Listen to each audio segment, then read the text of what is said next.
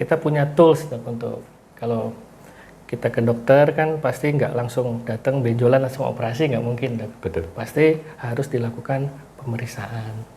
Nah, kalau saya simpelnya itu, kalau di Jogja guru-guru saya juga dan saya juga berpendapat dengan itu, pakai namanya triple diagnosis. Triple diagnosis. Ya, Triple itu 3 ya? 3 dok. Ya.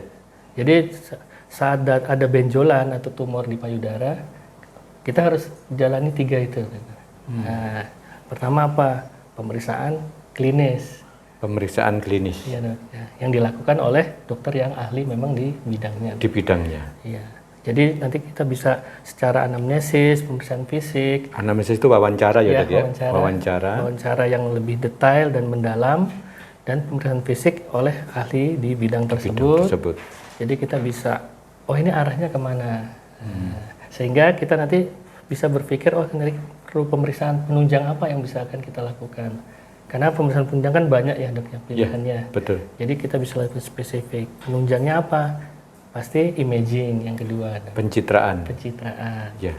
Yang biasa kita pilih kalau payudara itu ada 2 yang sering saya pakai, itu adalah USG payudara. USG payudara. Dan atau mamografi. Mamografi. Ya, jadi USG yang lebih simpel sebenarnya dok ya. Simple. Tapi akurasinya cukup tinggi. Dok. Cukup tinggi. Oh ya syukur ya. Iya. Jadi itu 2 imaging, pencitraan. Yang terakhir kita harus punya sampel dari masanya itu dok. Contoh jaringan. Contoh jaringan. Itu nanti kan dilakukan pemeriksaan patologi atau anatomi atau sitologi dok ya.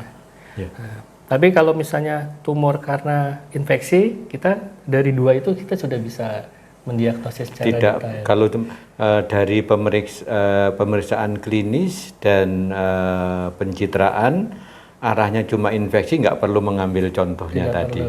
Ya, jadi sahabat sekalian, berbeda tahapnya. Apakah perlu pemeriksaan sampai mengambil jaringan, misalnya biopsi gitu dok ya? Tapi kalau penyebabnya yang pertama tadi misalnya karena infeksi, tidak perlu sampai tahap itu.